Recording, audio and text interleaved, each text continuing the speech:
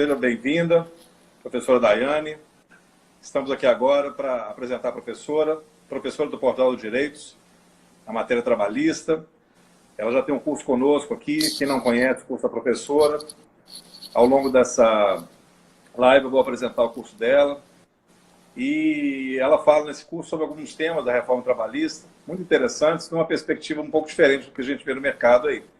E hoje ela está aqui com a gente para discutir um assunto relacionado à reforma trabalhista, mas que é de sumo interesse dos advogados, dos operadores do direito e das partes, relacionada à sucumbência, ao pedido de justiça gratuita e essas duas situações no âmbito da reforma. Então, vamos passar a palavra à professora Daiane para nos explicar as repercussões aí desses dois temas, atualmente da Justiça do Trabalho, e o que está envolvendo essa celeuma aí no âmbito trabalhista. Vamos lá, professora, a palavra é sua. Obrigada, boa noite, tudo bem? Tudo bem. Então, na verdade, esse tema é de extrema relevância, né? Porque é novidade aí na Justiça do Trabalho, para os operadores do direito do trabalho. Era um tema que os advogados vinham há algum tempo lutando por esse reconhecimento da sucumbência. Não existia essa sucumbência na Justiça do Trabalho por causa do jus postulandi, né?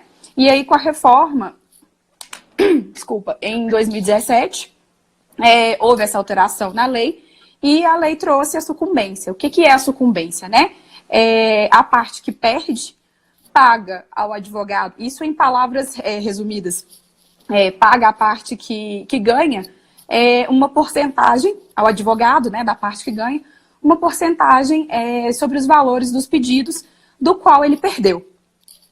E isso vice-versa, né? Existe a sucumbência recíproca também, porque nem tudo, às vezes, se é deferido em sentença, né, ao autor, e também nem tudo é negado ao réu.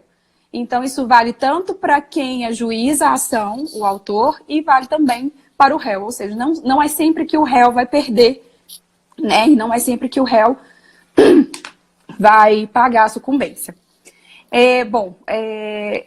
A sucumbência, por ser nova, né, no âmbito da Justiça do Trabalho, os juízes, os operadores do direito e o próprio magistrado, eu vejo, né, na minha prática, no dia a dia como advogada, a dificuldade que vem sendo essa aplicação na Justiça do Trabalho. Isso por causa do beneficiário da justiça gratuita, o que era muito comum também na Justiça do Trabalho, né? As pessoas ajuizavam ações e não tinham que pagar pelas custas processuais, não tinham que pagar pelos honorários periciais, não tinham que pagar para poder ajuizar uma ação. E bastava uma declaração escrita de próprio punho e lhe era deferido o beneficiário, a justiça gratuita. E aí, com essa reforma, inclusive houve também, né, como reformou por parte da sucumbência, houve também a reforma por parte do beneficiário da justiça gratuita. Então, ficou um pouquinho mais restritivo esse direito, né? Agora tem que preencher alguns requisitos para poder usufruir desse direito, ser beneficiário.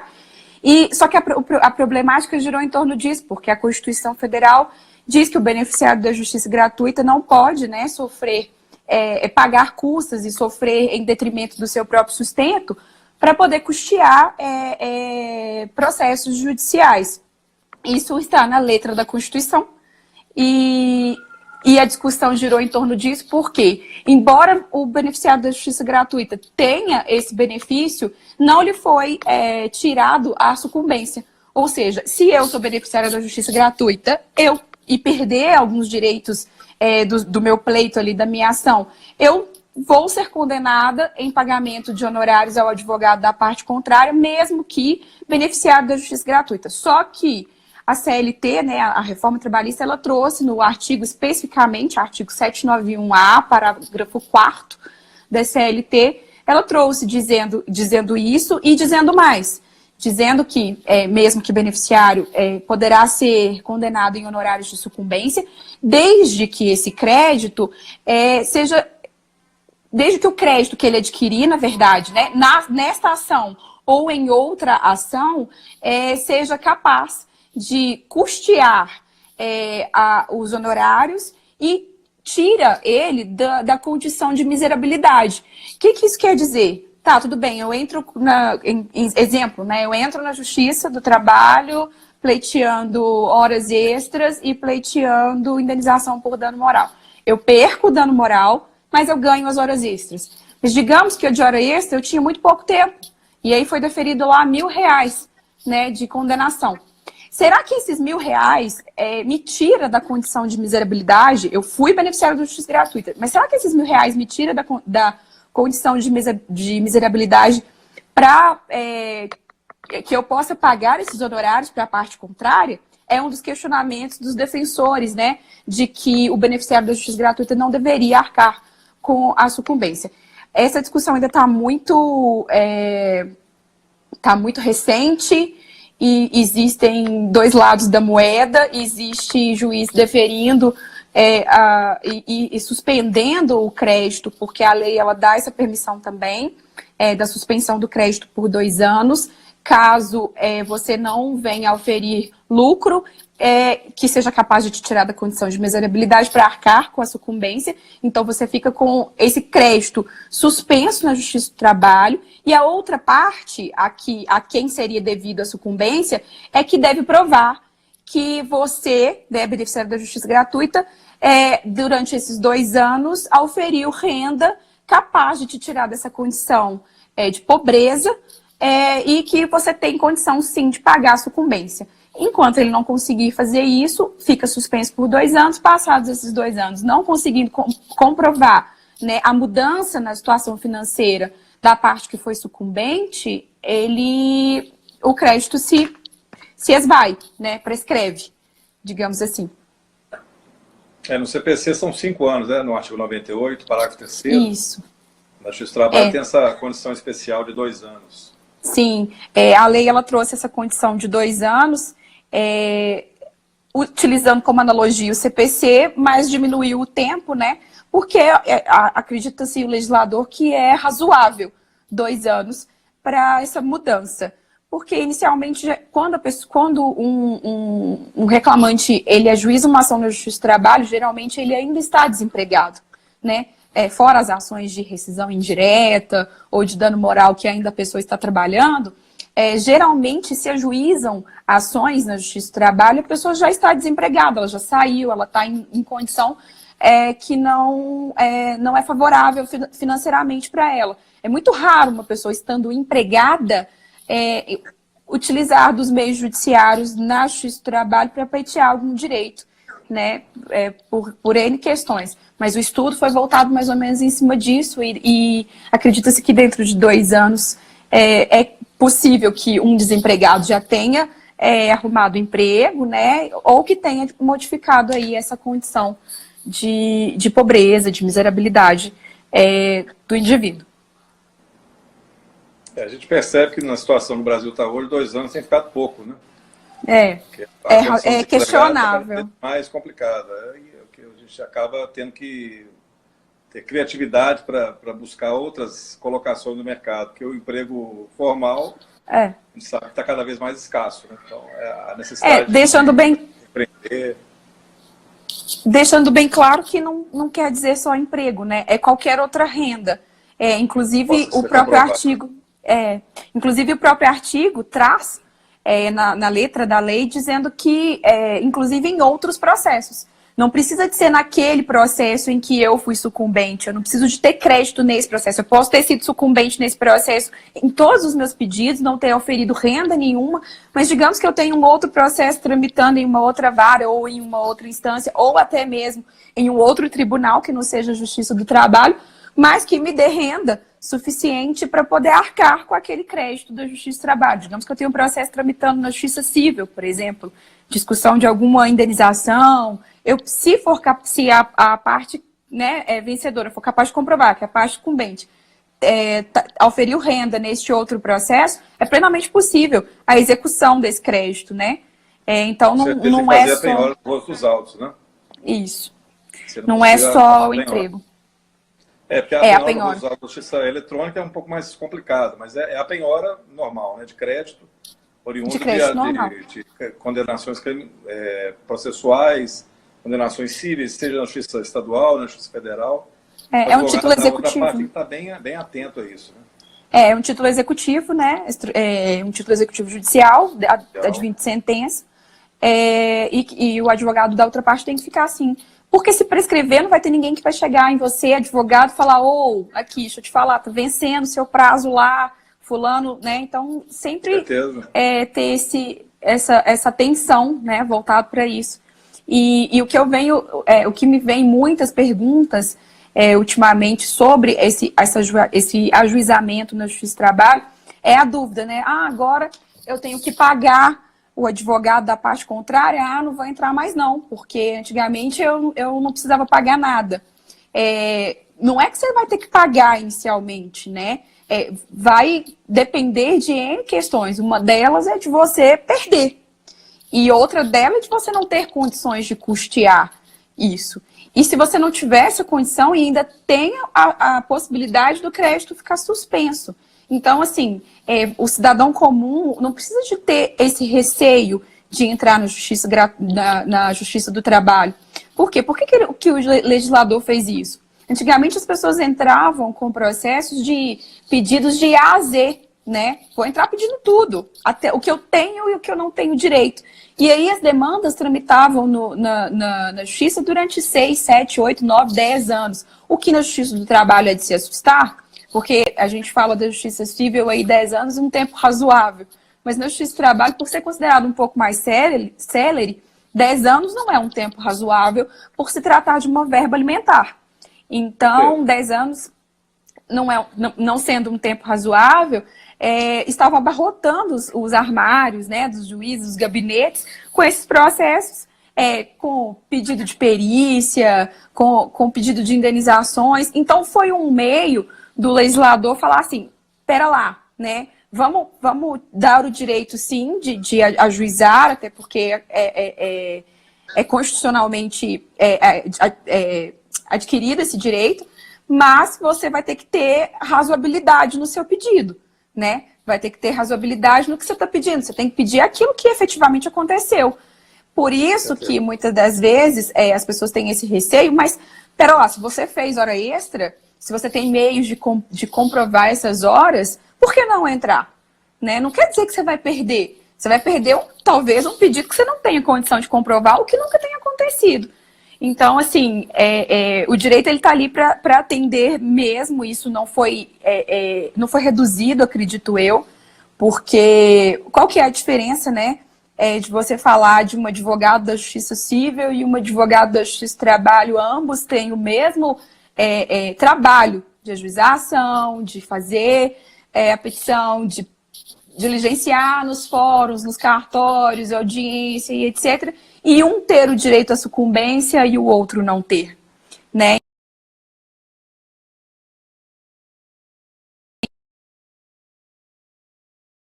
Pública e os demais advogados da ativos que se prestam ao trabalho social de atender essa população, fica muito à mercê mesmo. Não é uma ação que é vista com o mesmo zelo, até porque existe uma ordem de chegada para atendimento, existe todo um procedimento que a pessoa tem que preencher para ter essa possibilidade.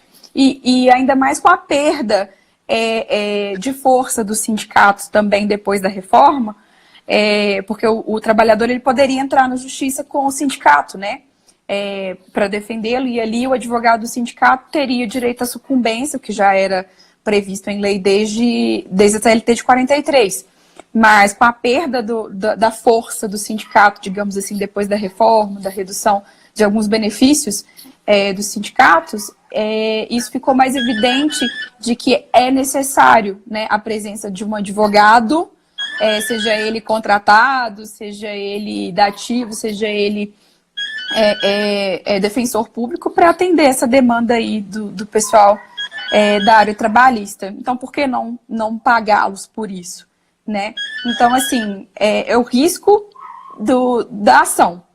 Você entra com a ação com os pedidos que você acredita que tem direito e, ao mesmo tempo, o legislador conseguiu aí um pouquinho reduzir essas ações que a gente chama de ação temerária, né? Que eu vou entrar apenas para ver no que dá. E não é bem assim, porque tem gastos, né? Tem custos. E a discussão ficou muito em torno disso. Importante.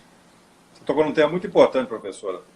Desculpe interrompê-la, mas eu acho interessante a gente abordar, que eu até queria ver a sua opinião, até para auxiliar os nossos espectadores aqui e a outras pessoas que possam assistir essa live depois. É aquela grande pergunta: pô, mas a reforma trabalhista, ela acabou com a advocacia trabalhista. Isso é uma verdade ou isso é mito? Ao meu ponto de vista, professor, isso é mito. Pelo contrário, pelo menos comigo e com vários colegas da Justiça do Trabalho que militam na Justiça do Trabalho, tiveram majoradas as suas ações, né? Muitos clientes procuraram, até porque a advocacia ela precisa ser o tempo todo reinventada, né? E eu acredito que não é uma lei, não é uma reforma que vai fazer com que você perca ou não o seu cliente. Então, existem várias formas de fidelizar. A Justiça do Trabalho, com a reforma, ficou um pouquinho mais complicado de se advogar, mas como qualquer outra reforma faria em qualquer outra área do direito. Porque é algo novo, é algo que nunca foi aplicado antes e que não era de conhecimento de todo mundo, está todo mundo aprendendo, o advogado está aprendendo, o juiz, o juiz de trabalho está aprendendo, embora você tenha estudado direito na faculdade, embora você tenha feito pós-graduação, mestrado, e enfim, vem um legislador e modifica vários pontos da lei, né, que nunca foi aplicado nesse âmbito. E é uma justiça que por isso tem uma lei própria, por isso tem um fórum próprio e toda uma especificação, né, juízes para isso. Então, ela é específica, é uma matéria tanto do direito quanto processual, material, é específico. Então, você está fazendo aplicações em algo que já era específico, o que o torna mais específico ainda. Então, cabe ao advogado se reinventar e saber aonde trabalhar ali. Hoje surgiram muitas novidades, por exemplo, o compliance trabalhista, ele está crescendo gigantescamente, tanto para o âmbito das empresas, dos pequenos empresários, até para o próprio trabalhador. Exige hoje, por exemplo, o planejamento, né? Planejamento de trabalho, que é um compliance para o trabalhador, é explicá-lo. É um direito consultivo, é um direito preventivo, né? Então você consegue trabalhar com ele tanto na área tanto empresarial quanto a pessoa física. Você utilizar do direito consultivo para isso. Então, assim, mercado não se perdeu, sabe? O que diminuiu, e que ao meu ponto de vista foi bom, foi essas ações temerárias mesmo. De você ter que pegar, por exemplo, uma contestação para fazer e bater lá 20 pontos que você não sabe nem por onde começar, porque não tem matéria para aquilo, né? De tão esdrúxulo que é. Na contrapartida para a pessoa física, para o autor que está entrando, para o reclamante, para o obreiro ali, o que acontece? A ação se torna muito mais célere.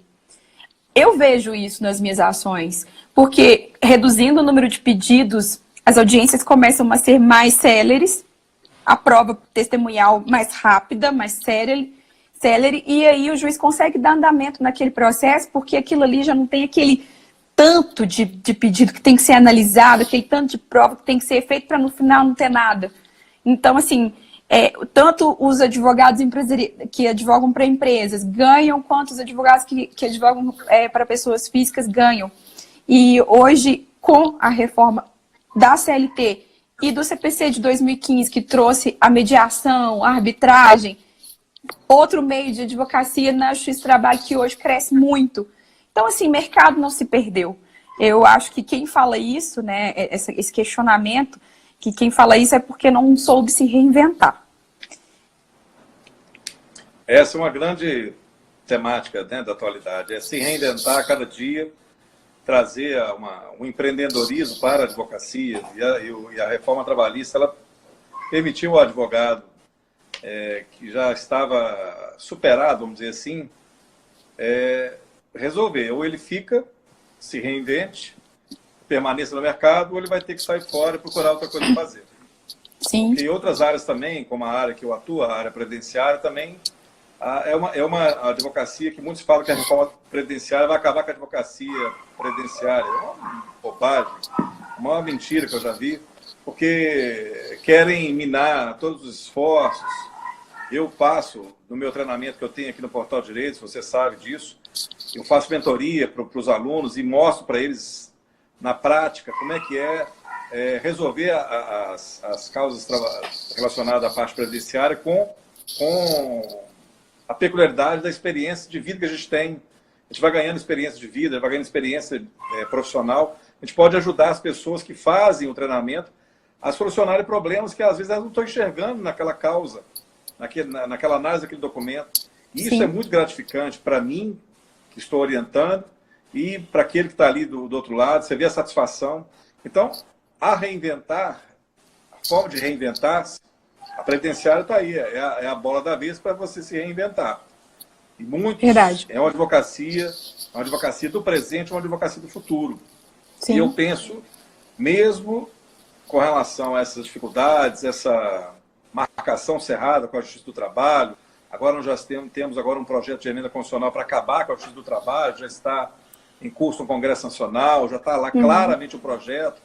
Não é uma coisa que vai acabar, porque por mais que se terminem os órgãos da Justiça do Trabalho, eles serão absorvidos pela Justiça Federal. Então, a advocacia trabalhista vai continuar. Aí é uma forma do advogado trabalhar, se reinventar, trabalhar outras áreas, trabalhar formas de se aprimorar, buscar essa situação. Você disse muito claramente, o compliance trabalhista. Compliance, governança corporativa dentro do direito do trabalho, hoje é uma temática que tem mudado a perspectiva de muitos empresários e de muitos advogados. Sim. E isso tem que ser muito levado em consideração. Pouquíssimos são os que sabem essa matéria, porque tem muito aventureiro no mercado, mas tem poucas pessoas que sabem realmente o que é isso, o que pode ser levado em consideração na matéria trabalhista e em outras áreas, porque compliance depois da Lava Jato é o tema do dia. É o que se pode estabelecer como regras de etiqueta, vamos dizer assim, para as empresas permanecerem no mercado. Olha, você precisa de ter esse tipo de conduta. Se você não tiver esse tipo de conduta, você vai ser pega, você vai ter problemas com a fiscalização e você não vai render sua atividade. Você vai receber multas e vai acabar tendo seu estabelecimento fechado. Então, são muitas coisas que o próprio advogado trabalhista, numa área consultiva, extrajudicial, pode ter no mercado ali. Eu conheço vários advogados que trabalham assim, e estão muito bem com esse tipo de trabalho, sem precisar da Justiça do Trabalho. É uma coisa muito interessante. Sem precisar da Justiça do Trabalho, eles estão ganhando dinheiro com advocacia consultiva, advocacia extrajudicial, dentro da empresa. Trabalhando compliance, trabalhando essa parte preventiva, vamos dizer assim. E o empresário está louco que o nome dele não seja levado a um processo trabalhista. O reclamante hoje, o empregado, ele tem que pensar 10 vezes antes de entrar com uma ação trabalhista hoje. Ele não pode fazer aventura, como você mesmo disse. Claro. Tem que ter muita documentação, tem que ter prova pré-constituída. Não é uma coisa tão simples. Sim. Então é muito interessante. Porque o que era banalizado, né? O que era banalizado antes, né? Porque eu já ouvi comparações da Justiça do Trabalho com o juizado especial. E assim, sinceramente, eu não vejo comparação nenhuma, mas o que as pessoas que comparavam queriam dizer é que era banalizado, né? Eu entro quando eu quiser, com os pedidos que eu quiser, e chega lá, a gente resolve, não vou ter que arcar com nada disso mesmo. Então, assim, foi muito bom, sim, que o legislador modificou essa parte e trouxe essa reforma foi benéfica, foi salutar para o mercado. Para o mercado, com certeza, para o mercado e para ambas as partes, porque eu acho que a pessoa física, o reclamante, ele tem que entender que o judiciário existe para defender direitos que existem, e não direitos que eu inventei, né? E que eu tenho que ser dono das minhas ações e das consequências dela. Então, se eu estou ajuizando uma ação, eu tenho que ter consciência do que eu estou pedindo, e o que deixou muito claro também, professor, é que muitos advogados é que se aventuravam em nome dos seus clientes. Que, na maioria das vezes, o próprio cliente não sabia dos pedidos que o advogado fazia, sabe? E isso deu uma enxugada também no mercado. Hoje você consegue sentar de frente para um colega numa mesa de audiência de igual para igual. Não estou dizendo que a pessoa está ali, não estou menosprezando a pessoa que está do outro lado, mas eu acredito que tem que ter toda uma preparação para você ser advogado, né? E a gente sabe que muitas das vezes isso não acontece, porque já é um mercado um pouco prostituído por causa da quantidade, né? E aí a quantidade às vezes deixa a desejar a qualidade, mas essa reforma foi boa porque deu uma enxugada no mercado em relação a isso, né? Esse advogado ele vai ter que se preparar mais, ele vai ter que aceitar acordos, ele vai ter que se preparar para mediação, para uma arbitragem, para uma prévia conciliação, né? E aí quando eu falo do reinventar-se, é nesse ponto, porque tem muito, eu vou utilizar um termo que é muito utilizado nas redes sociais, né? Que é o advogado raiz e o advogado Nutella, digamos assim. O advogado raiz é aquele que é muito apegado aos processos e aos meios de solução de conflitos judiciais só. E o advogado que seria hoje considerado Nutella, que na verdade para mim é o que é o melhor, porque o judiciário deveria ser a última instância a ser procurada depois de toda uma conciliação e acordo, porque as pessoas têm que ser capazes de resolver os seus próprios problemas sem a intervenção de um terceiro. Deixo aqui claro que sou um pouco anti-judicializada. Eu não gosto muito dessa judicialização do processo do Brasil, né? Que as pessoas tentam muito terceirizar os seus problemas. Então, eu acho que nós temos que ser capazes de ser seres humanos treinados desde criança a trabalhar esse lado de resolver os meus próprios problemas sem precisar de um terceiro para poder falar se eu estou certo ou se eu estou errado. Então, muito importante, isso é muito importante mesmo. Então deu uma enxugada no mercado por causa disso, e aí também trabalhou um pouco a consciência de ambas as partes, do advogado, do cliente, do empregador, desculpa, que todo mundo vai conseguir hoje ter uma visão assim, pera lá, não é desse jeito, não posso fazer isso porque tá errado, não posso entrar pedindo isso porque eu posso lá na frente ser sucumbente, né? E a sucumbência nada mais é também do que uma luta de muitos anos dos advogados da Justiça do Trabalho, né, do reconhecimento do trabalho dessas pessoas. Já basta o pro bono, que muitos advogados trabalham com esse pro bono. Então, esse reconhecimento pelo legislador, por outro lado, foi bom para a classe. Então, eu não consigo ver que houve uma perda e eu não consigo entender um advogado que diga isso. Mas são pontos de vista. Claro. E esse percentual tem variado bastante com relação à sucumbência na justiça gratuita? Ou segue a sistemática do Código de Processo Civil, pode chegar a 5%, 10%, 20%? Ou tem alguma sistemática diferenciada? Não, segue a sistemática do Código Civil, de Processo Civil, de 5% a 15%. Geralmente, e eu acho que pelo menos os juízes e as sentenças que eu já peguei, né, têm sido bem coerentes em relação à distribuição desses honorários. Até hoje não peguei o mínimo de ser 5%, nem nunca vi ainda, mas de 10% a 15% eles estão seguindo.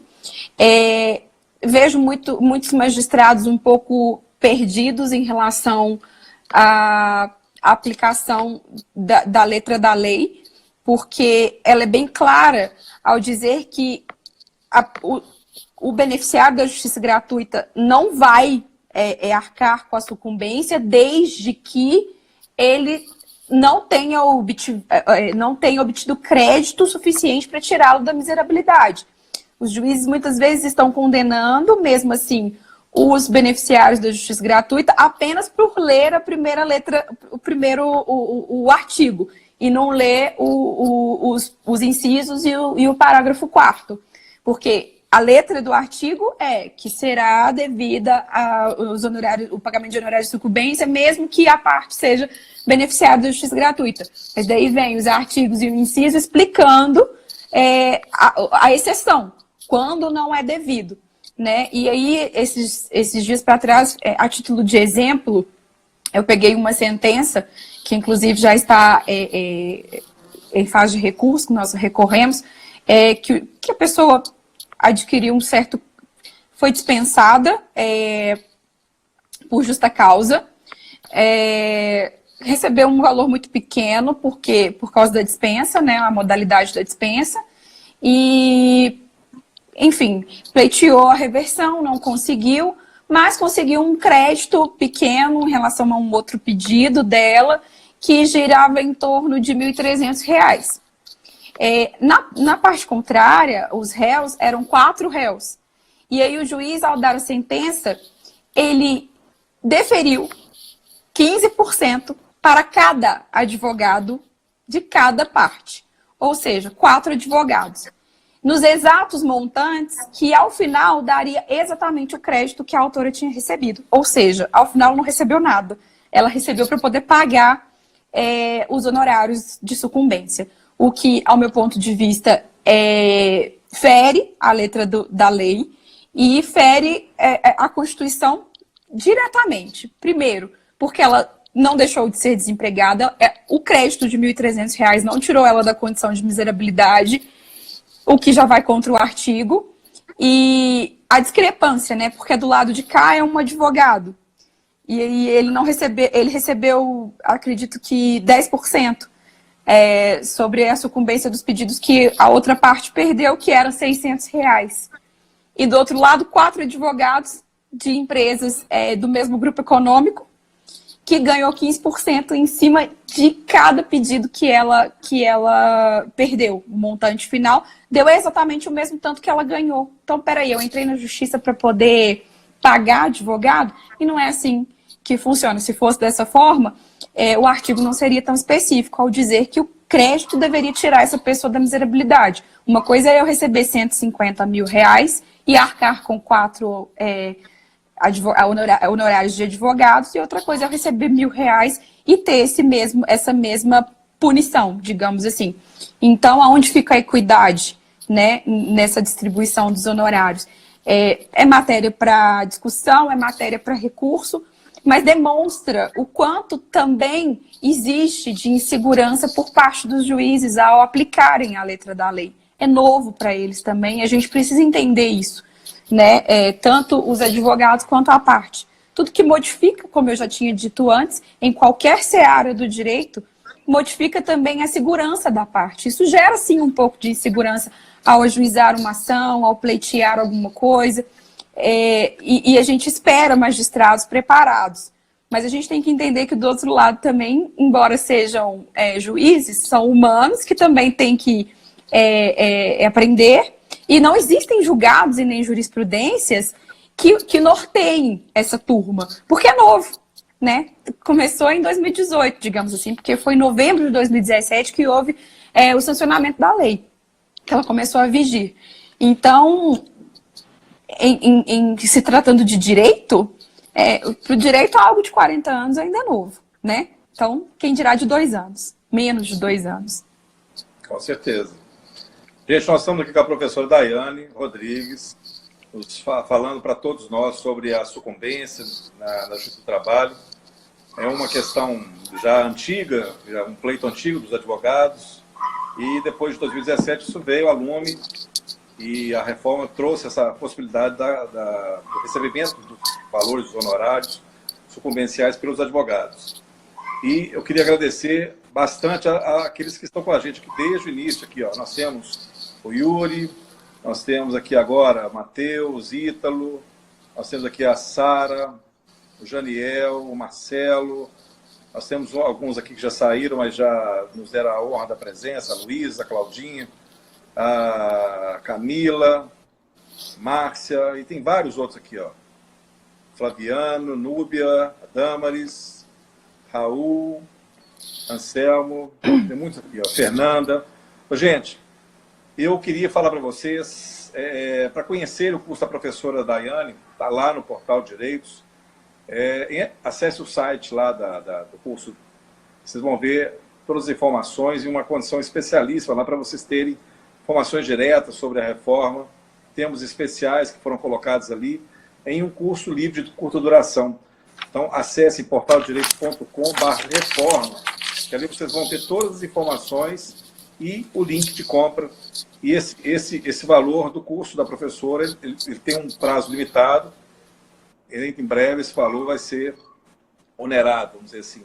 Porque, do jeito que está ali, o valor está bem fora dos propósitos. A gente quer divulgar essas ideias, né? Porque o trabalho que se dá para fazer um curso desse, quem está aqui com a gente no Portal Direito sabe muito bem do trabalho que é de programar esse curso, de projetar as videoaulas, de gravar, de editar, produzir, criar conteúdo. Não é fácil, isso gera custo, isso gera tempo. Então, assim, a gente coloca os preços bem acessíveis a qualquer pessoa.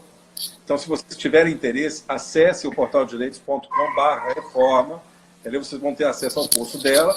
E no portaldireitos.com vocês conhecerão outros cursos também, com preços bem acessíveis. Então, fiquem tranquilos. Certificado de participação.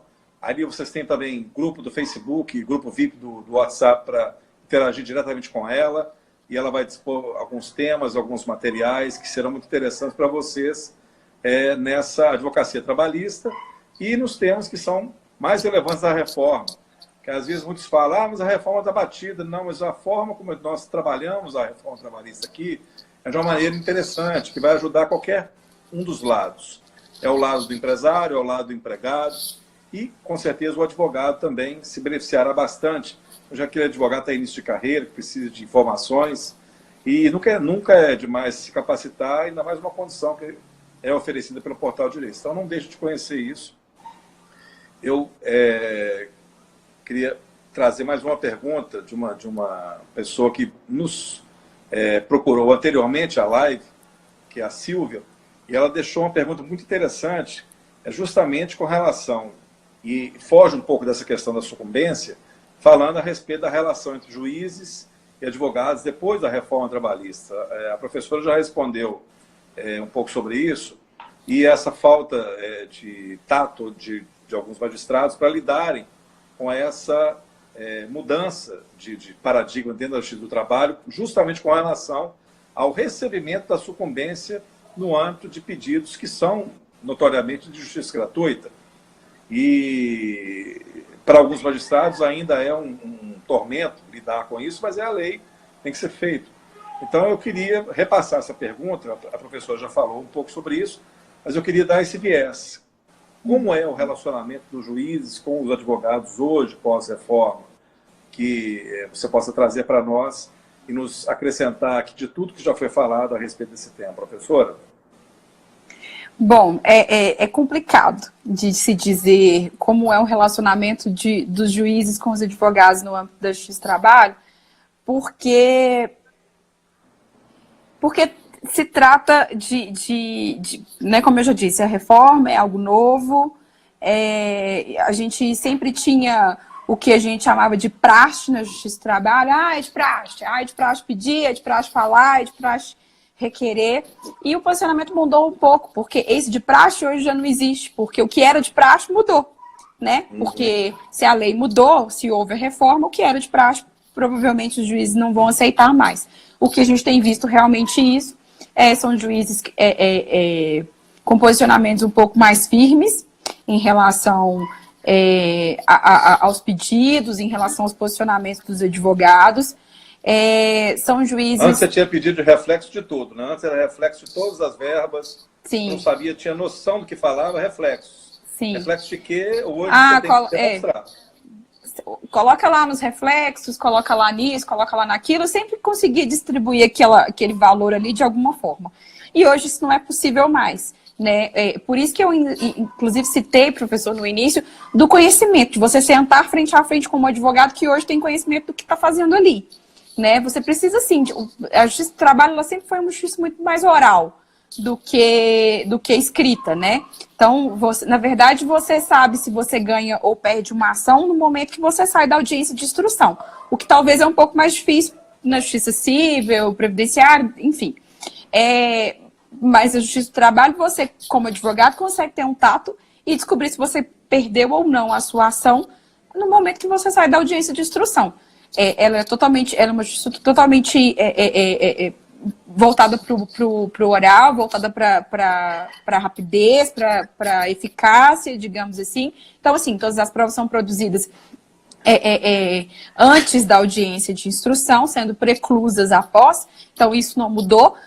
Só que as audiências têm se tornado um campo de batalha, de batalha naval, digamos assim, né? Quem tem melhor estratégia, quem tem a melhor testemunha, quem soube orientar melhor a testemunha e o seu cliente, consegue ali fazer valer mais do que o outro, né? Então, o relacionamento ficou um pouco mais complicado, porque os juízes têm tido muito mais essa percepção, essa aplicabilidade de que, olha, agora está valendo mesmo o ônus da prova, agora está valendo mesmo a distribuição desse ônus e está valendo. Eu estou aqui só para poder dar o veredito final. Então, sempre foi uma justiça mais oral, mas hoje tem sido mais ainda, sabe? O posicionamento do advogado em vista do outro e desse mecanismo de mediações, o juiz tem deixado muito mais fluir,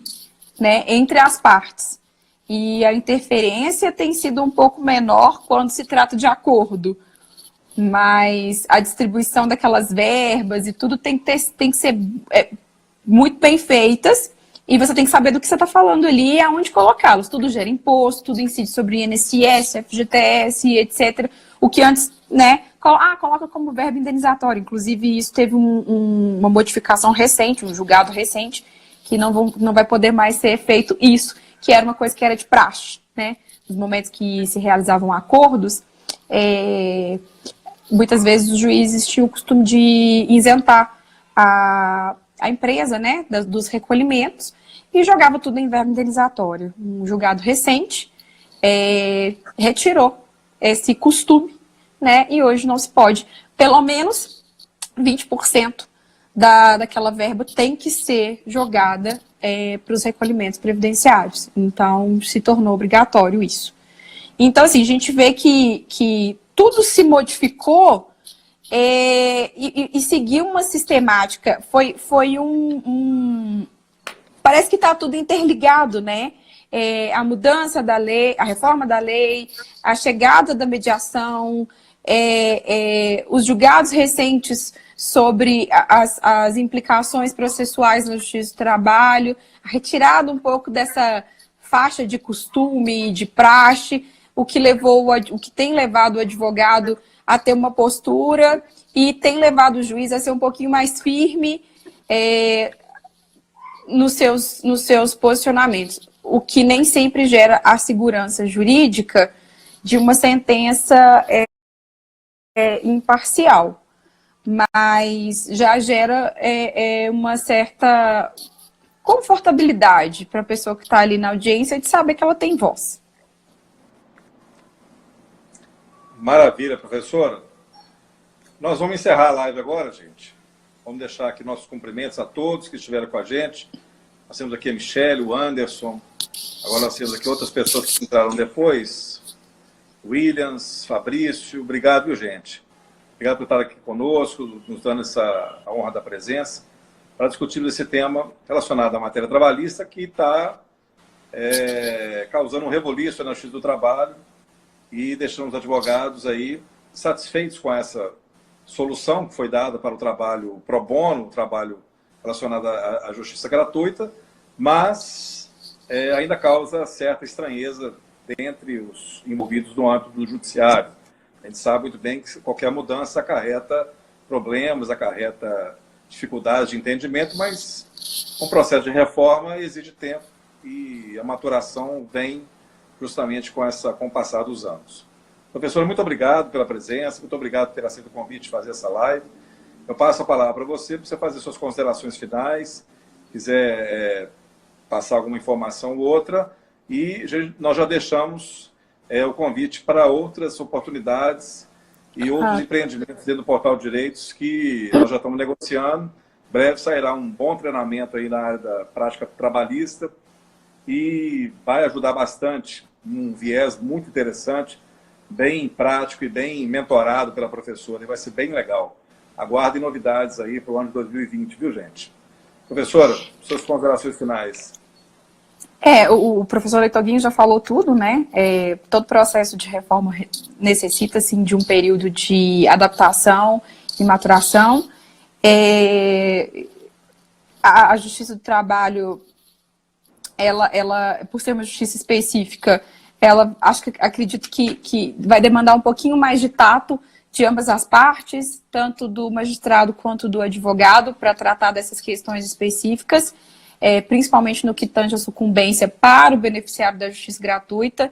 Isso já foi matéria, inclusive, de ADIM, né? Ação direta de inconstitucionalidade, o que já foi julgado e falou que está ok, que a letra da lei está válida. Acredito eu que ela esteja válida mesmo, porque teve os requisitos, e quem que tem que saber interpretar essa lei e aplicar, porque o direito, embora ele não é uma ciência exata, né? Ele é uma ciência, ele não é uma ciência exata, ele depende da visão que você tem e do indivíduo. Ele é uma análise do indivíduo. Então, assim, dois pesos, duas medidas totalmente diferentes. A equidade tem que valer em todos os casos, acredito eu. E para esse viés da justiça gratuita e da sucumbência, nos casos de sucumbência, principalmente porque cada caso é uma causística individualizada. Então, ela precisa de ser observada em cada caso. Não é porque eu estou aplicando num de 150 mil que eu vou aplicar num de R$ 1.300. Então, deixar esse parêntese aí. Não tenham aos demais, né, tanto advogados quanto pessoas comuns aí do civis, que não militam nessa área e que queiram ajuizar uma ação na Justiça do Trabalho, o direito está aí para socorrê-los mesmo. Existem profissionais para fazerem isso, totalmente capacitados e habilitados.